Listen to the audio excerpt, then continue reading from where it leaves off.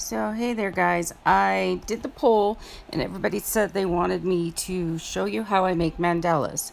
So, I'm going to try and explain this. I am not an expert on making mandalas, I kind of just wing it. Here, I'm showing you that I'm using just a 12-inch watercolor square sheet of paper. I like using watercolor paper better than cardstock because it's more durable and I can add paint to it or marker or whatever I want. Here I'm using a quilt ruler. This is a 6-inch quilt ruler, which makes my life a lot easier. Otherwise, you need to find the center, and I'm going to make a cross basically. And this is important. You're basically going to mark off your wedges on the diagonal. I'm going to do the 45, and I think it's a 30-inch. I don't 30-degree sections. These wedges of the pie, that's what I'm going to call it, are important, but don't get caught up in making them perfect. Because the thing about when I make a mandala is it's not perfect. I don't make mine perfect. I don't claim to make them perfect. There's mistakes in them, but the thing is that you're making a continuous pattern using color and different doodles, and by doing that, you don't notice the mistakes. You just see the overall effect, which is really cool. So for this point, I'm just going to go ahead and make my pie shape.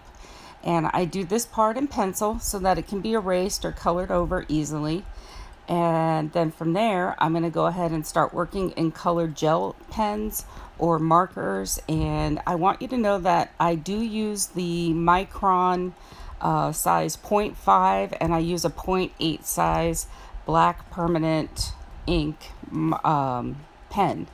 And the reason I use those is that that's where I get the black lines and the black detail. You can use anything you want. If you're just learning how to make mandalas, don't get caught up in buying all these supplies. First, get it out there and try to make it.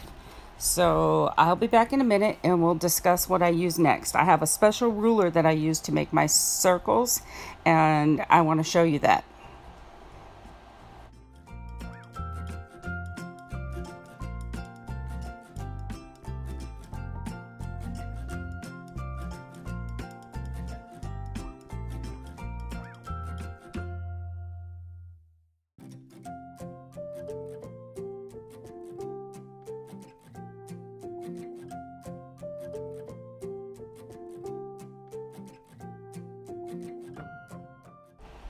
Okay, here you'll see this is a ruler that I use to draw faces or to make circles. This ruler I got on Amazon, and I don't have the name of it right off the top of my head because I'm doing a voiceover here. But what I'll do is put a link to the ruler below in my description so you can order this. I love this ruler. It's flexible, it's easy. This is my third one I've ordered because I do break them eventually because they're so fine and flexible. But you're going to find that these are easy to make circles. There's a little center dot on it, and you just basically do half a circle, then turn it over and match it up on the other side. Here I'm making just a few circles for my mandala just to get me started. And again, I'm doing these in pencil, and this is just to give me a basic outline of a few circles so I can go ahead and work on details. Now, if you look closely, you'll see my wedges of the pie are not symmetrical. They're not perfect. But like I said, when you're coloring this in and you're doing the details, you can correct this yourself. So it's important, but like I said, don't get caught up on it. All right? So I'll be back in a minute.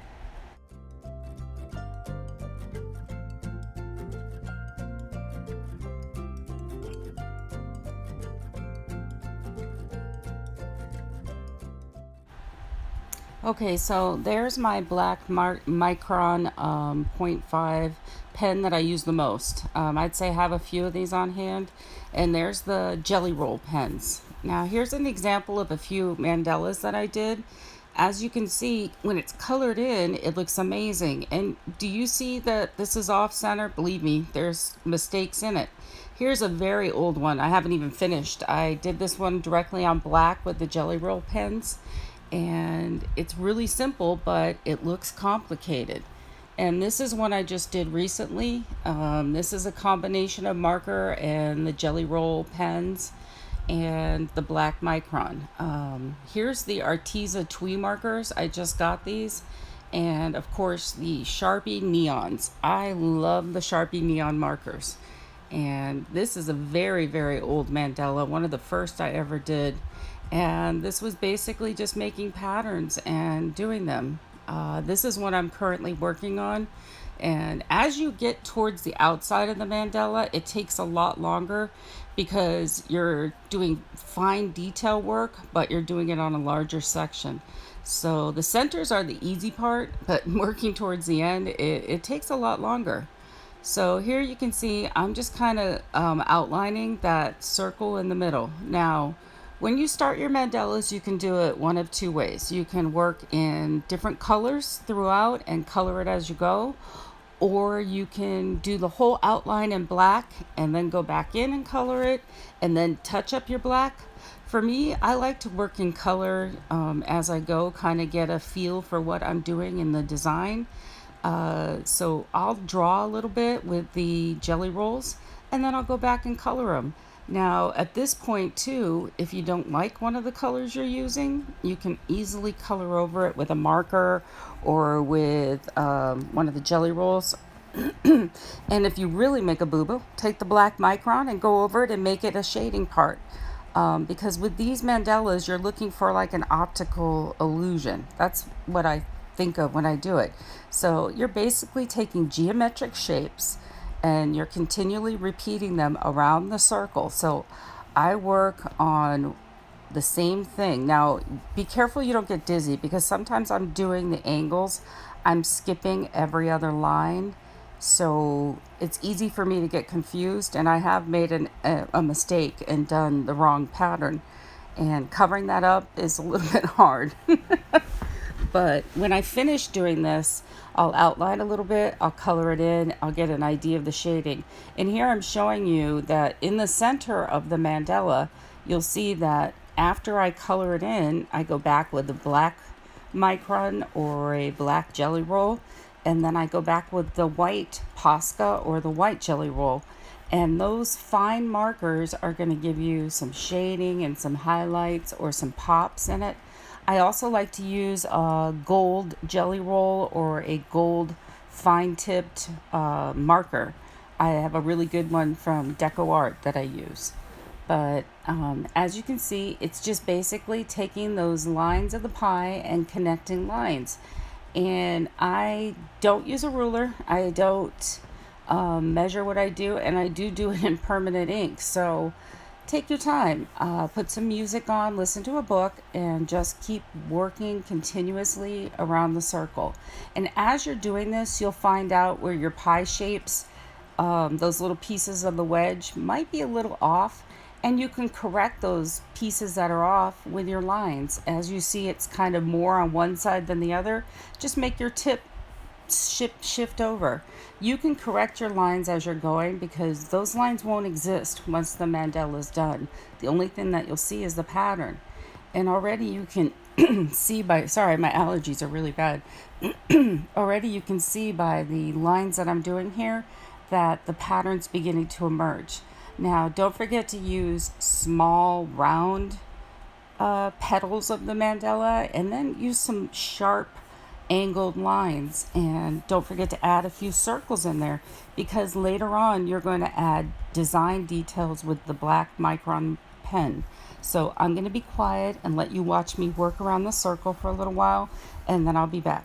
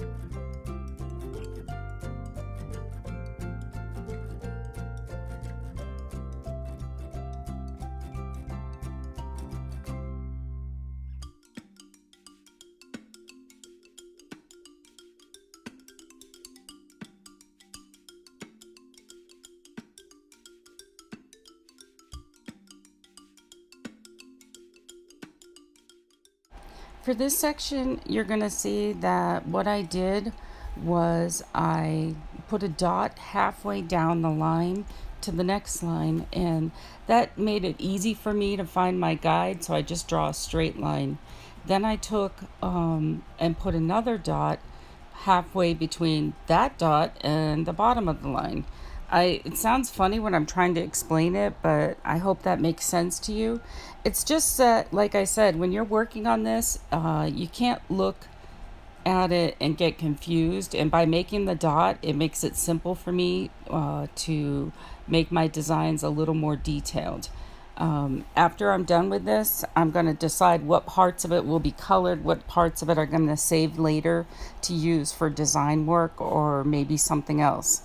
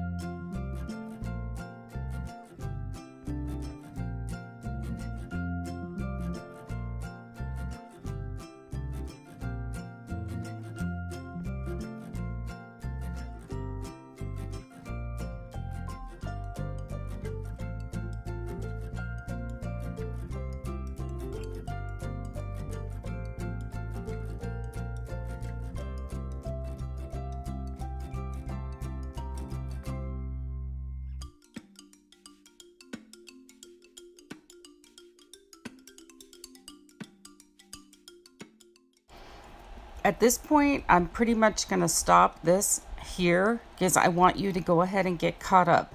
So draw your pie, draw your wedges, and go ahead and start making lines and petals and get started. I'm just showing you here real quick how the center of the mandala is going to look once you outline it with the micron pen. So get to this point and I'll make a second video and I'll be back real soon. Take care.